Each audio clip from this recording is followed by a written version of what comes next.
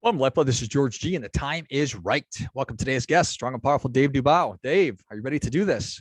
I'm ready to rock and roll, George. All right, let's go.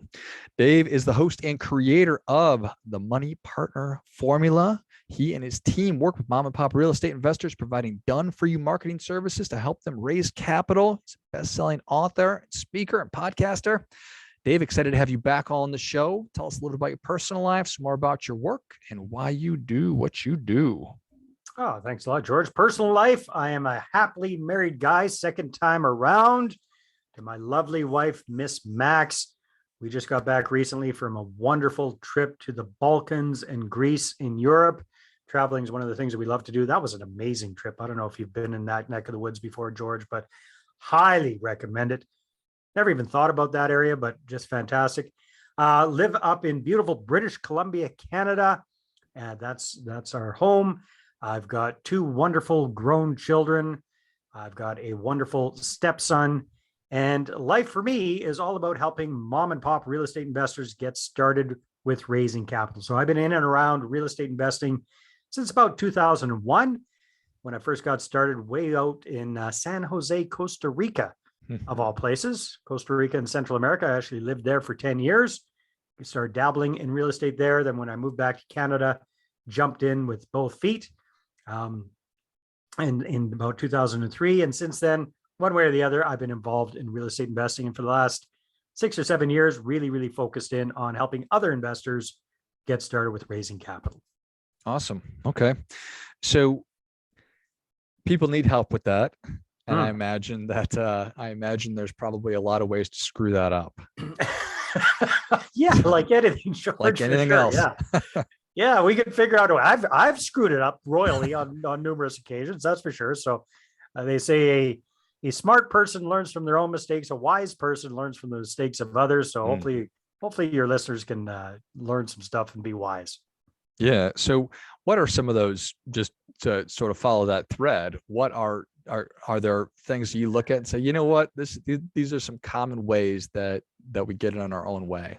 Oh my goodness. Yeah. So in real estate, there are a lot of gurus out there that have this saying they love to throw around, which is, hey, you know what? If you just find a really good real estate deal, the money will find you.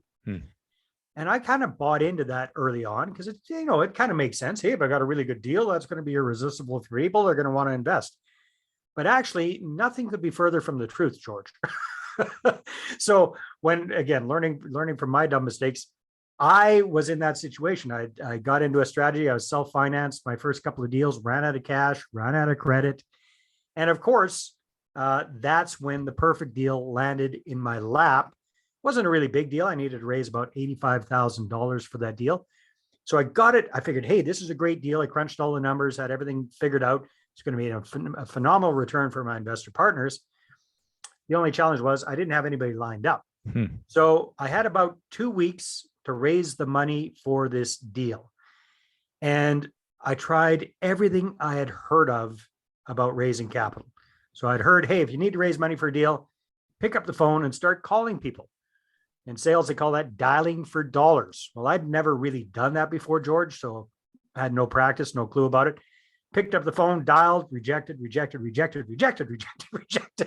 You come from a financial planning background. I'm sure that was drilled into your head, pick up the phone and dial for dollars. Sure.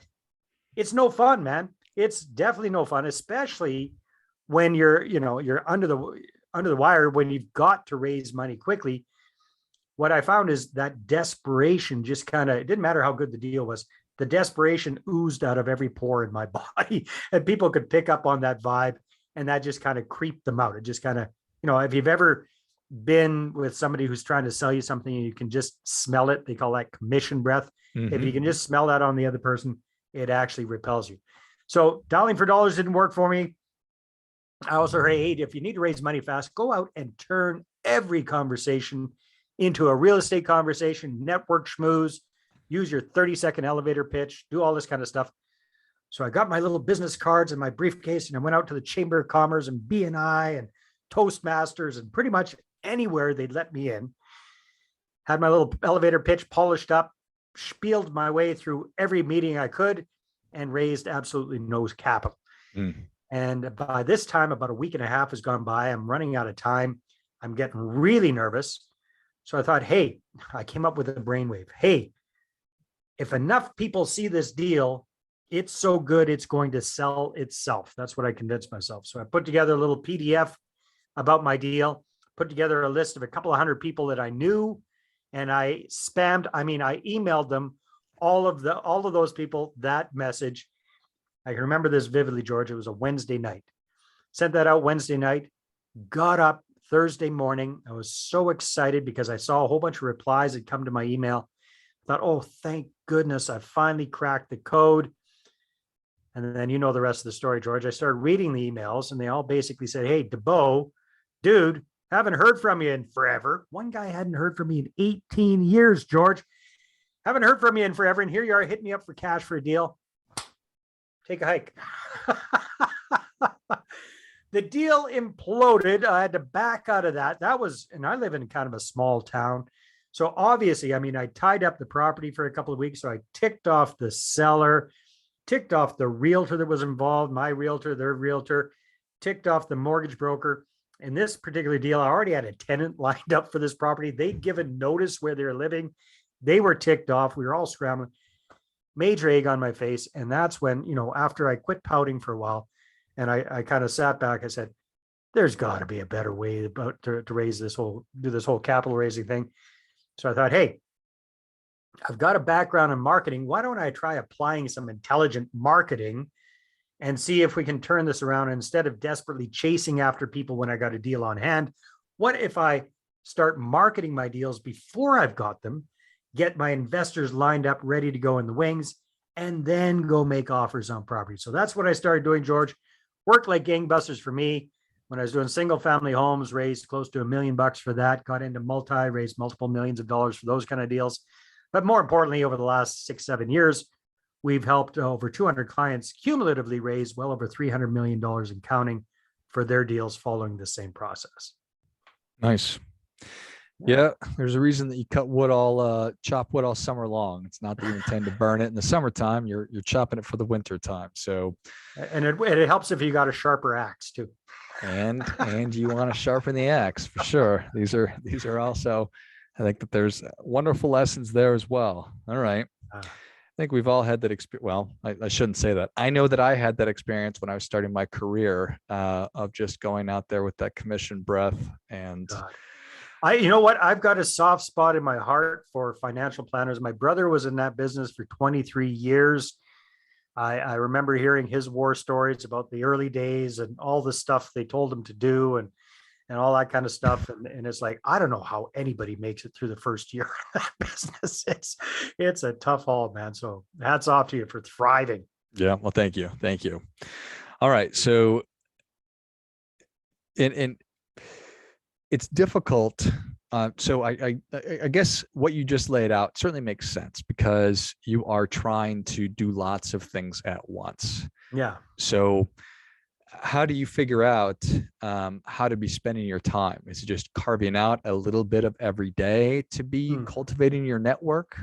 Yeah, that's a really good point. That's a good question, George. So I think the best way to do it is to actually create a process. Well, that I'm biased because I've come up with a process, right? Yeah. So, but I just find, I don't know about you, but if you've got a system, if you got a process, if you got something that works, then you just kind of keep doing it. And once you get it set up, it's so much easier to maintain that than to start over from scratch and reinvent the wheel all the time, right? It just makes sense. So my whole philosophy is for real estate investors, you need to be doing a couple of things all the time. You always need to be taking care of your portfolio, whatever that looks like, self-managing or managing your managers. That's, taking care of business is important.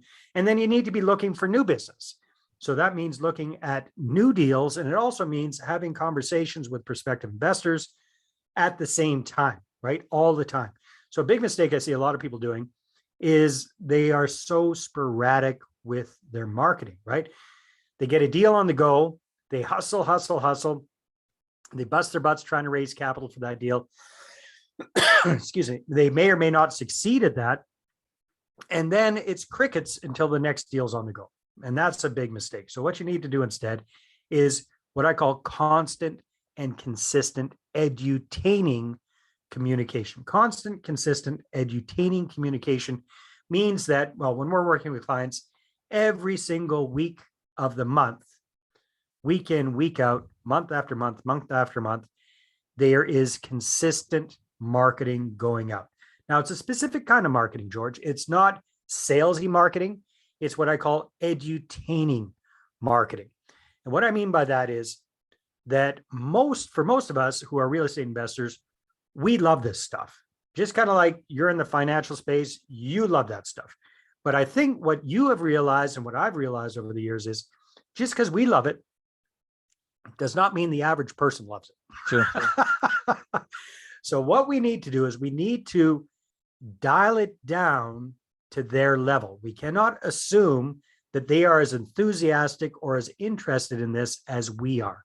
So what we want to do is we want to provide a little bit of education in easy to chew bite-sized chunks, along with ideally a little bit of entertainment, right? So I'm not talking about goofy stuff, but I'm talking about fun stuff. So for example, I'll give you a great example.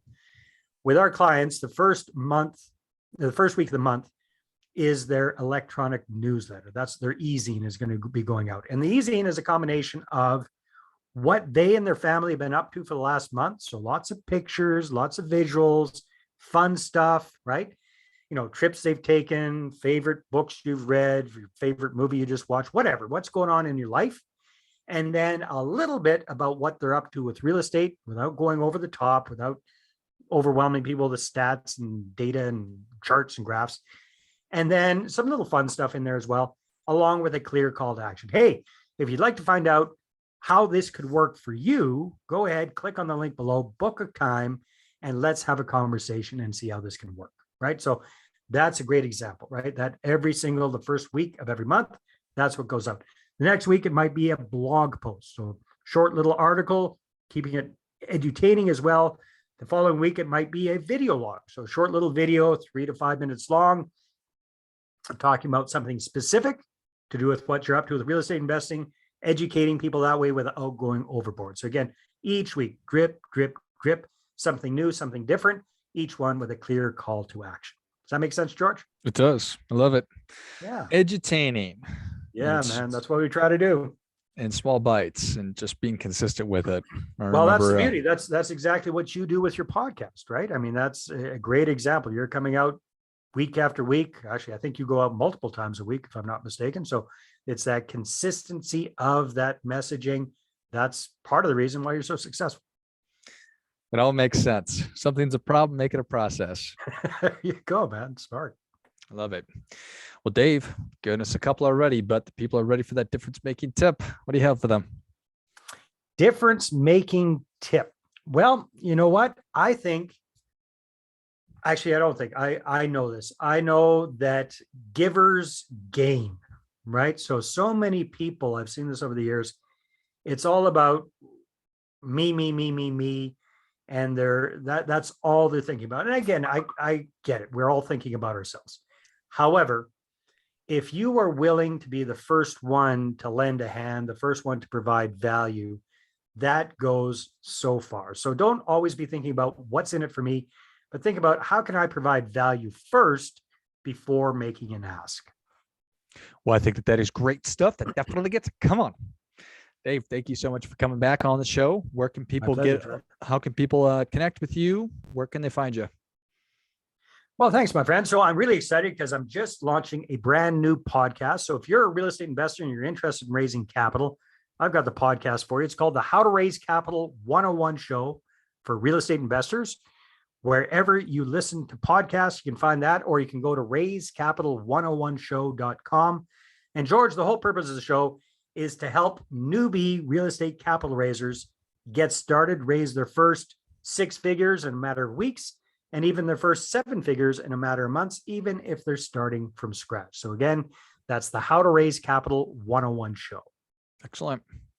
Well, if you enjoyed this as much as I did, show Dave your appreciation and share today's show with a friend who also appreciates good ideas. Go to raisecapital101show.com.